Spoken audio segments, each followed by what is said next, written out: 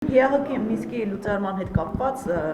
նշվեց հայկական կողմից էլ, որ երբ խաղաղության պայմանագիրը ստորագրվի, այդ նույն օրը կարող են նաև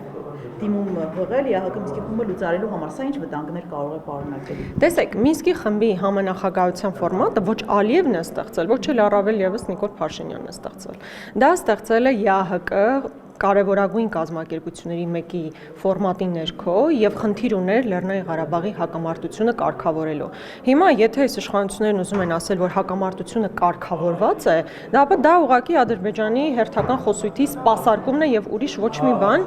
Եվ ակնհայտ է, որ եթե ինչ որ փուլում նույնիսկ Մինսկի խմբի համանախագահ երկրները միմյանց հետ լավ հարաբերություններ չեն ունեցել հաշվի առնելով պրոքսի պատերազմը Ուկրաինայում, ապա մենք հիմա տեսնում ենք, որ գոյություն են բանակցություններ եւ այդ բանակցությունները կարող են բերել նրան, որ հարաբերությունները կարգավորվեն նաեւ Ռուսաստանի, Միացյալ Նահանգների եւ Ֆրանսիայի եւ այդ ֆորմատը կարող է նորից գործուն ֆորմատ դառնալ։ Ի վերջո մենք ունենք մարդու իրավունքների կոպտագույն խախտումներ, ունենք Արցախի ժողովրդի վերադարձի իրավունքի հարց, որը պետք է սպասարկվի, ունենք գույքային իրավունքների հարց, որ պետք է սպասարկվի, ունենք ռազմագերիների հարց, որը պետք է լուծվի, եւ եթե այդ ֆորմատը գոյություն ունի, հասկանալի Ադրբեջանն ինչի ուզում լուծարել, բայց այդ դեպքում Նիկոլ Փաշինյան, դու ինչի համար ես ուզում լուծարել այդ ֆորմատը։ Ի վերջո այդ ֆորմատը այն ֆորմատն է, որի շնորհիվ կամ որի միջոցով հնարավոր կլիներ լուծել մեր այդ խնդիրները։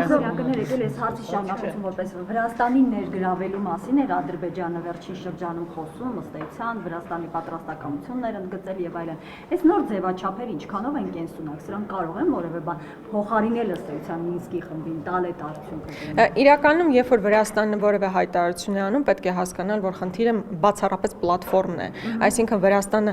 հասկանալի է, չէ, որ չունի ներուժը, որ ներգրավվածություն ունենա, ազդեցություն ունենա երկու կողմերի վրա։ Սովորաբար երկրները, որոնք ներգրավվածություն են ունենում այն ձևաչափով, որ օրինակ ժամանակին Ռուսաստանն էր, Միացյալ Նահանգները, Ֆրանսիան, նշանակում է այդ երկրները նաև համապատասխան ռեսուրս ունեն ազդելու երկու կողմերի վրա։ Վրաստանը մաքսիմում, որ կարող է անել, ուղղակի պլատֆորմ տրամադրելն է, ուրիշ ոչինչ, բայց կրկնում եմ, դա բացառապես մեր շահից է բխում, որ Մինսկի խմբի համանախագահության ֆորմատը պահպանվի, որովհետև կրկնում եմ, այն ձևավորել էր որպես միջազգային ֆորմատ լուծելու